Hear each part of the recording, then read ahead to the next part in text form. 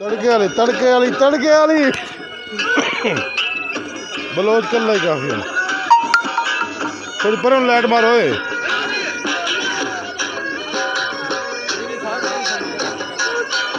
तो नहीं समझ लगती सान लगती है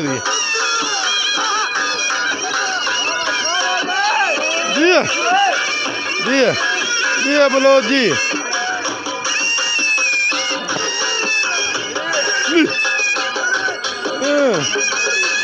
हुण आई है तड़के वाली